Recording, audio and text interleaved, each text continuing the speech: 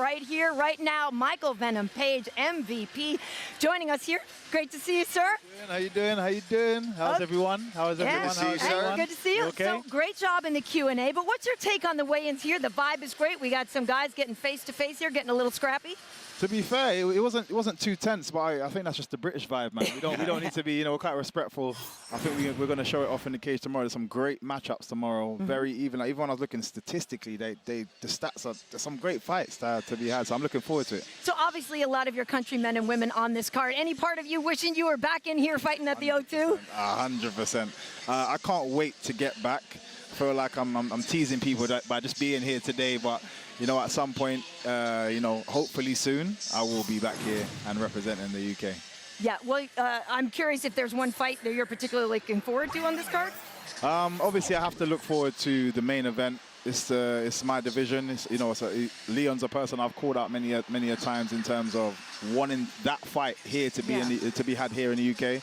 But I think again, it's a great fight. It's a great fight for him to show how serious he is, because so many fighters, once they've lost the belt, you see them on the decline. If he can spin this around right now, it shows that he's still there, like mentally, physically, everything, and that he's back towards that trajectory, back towards the belt. Losing this fight, obviously, you never know. We've seen it happen many a times where people just keep going in the wrong direction. Yeah, and if let's say he doesn't get that W on Saturday, do you think that gives you a bit? You said you've wanted to share the cage with Leon before. Do you think a loss, a win? Who do you think is going to win? First of all, Michael. I actually think Leon can win. And is there anybody else right now that's really at the tip of your tongue that you're like, man, I really want to be fighting this guy? And is there any dates that you're particularly looking forward next? Yeah, May. I'm just trying to get back in as soon as possible. That's cool. Like I said, I feel like there's no one's picking up the phone right now. But I'm waiting for. Nobody wants to get in there with you, man. Get in there, man. For me, I'm here for a good time. Not a long time. Exactly. And I just want to get as many big fights as possible. I think Usman's talking about coming back. I'm happy to have that fight. Colby, he's still around. I don't believe he's matched up with anybody. They've got Luke, and again, the fact is I've got the option to go to middleweight as well. I was just going to say, you're pretty big for a welterweight. Yeah, I definitely am. But I actually find making welterweight quite comfortable. So that is definitely the place I want to stay. But if there's an exciting fight to be had, I'll definitely have it. Yeah, just to keep you busy. Yeah, definitely. Go ahead, Dean. No, so man, how much you bench? Look at that. No, so you dabble back and forth between middle and welterweight. What's the biggest difference for you in going back and forth? I think it's obviously the weight cut. The comfortability of doing that at middleweight, it just means there's less stress during that last bit of the camp when I feel crap anyway. My coach is telling me to do stuff that I don't want to be doing anymore, and he's still pushing me.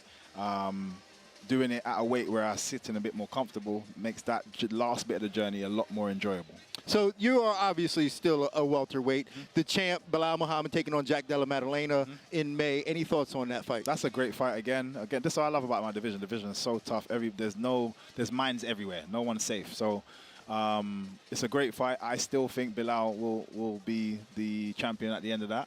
But Jack, I always struggle to say his name. Jack Della. We all do. He's a scrambly guy on the floor, and then he's very composed on his feet. So, talented fighter. And MVP, just in terms of training and things going on, right? You're a guy who's got a very unique style with that karate styling background and the kickboxing background. But what things have you been working on and developing? We saw you do the grappling tournament not too long ago. How's the overall game coming along? And can we expect some takedowns from you in the future? You know what? Interesting. Because you did try a little bit for fun out there. I'm trying to change up a few things just to make myself a little bit even more difficult to read. I think if I can, and I have been working on the wrestling as well as the grappler jiu-jitsu, but at a higher level, as in more intentional. I think before it was very much to prevent somebody from doing something to me, and now it's like, no, I'm going to come and get you in that area as well. So, yeah, you're going to see some new stuff from me. Nice. Well, we're going to let you go, but I have to ask about the ring. Are there secret potions in there? Like, what's going on with that? To be fair, just a gift again. It was just a thought-out gift after the last fight. It's the anchor there. Yeah. Because I'm the captain now. I don't think you heard, but I'm the captain now. Very nice. I love it. Well, Michael, thank you so much for joining us. It's been a real treat. And, yeah, hopefully we see you back in the octagon soon. Hopefully. All right, guys. Thanks, thank you.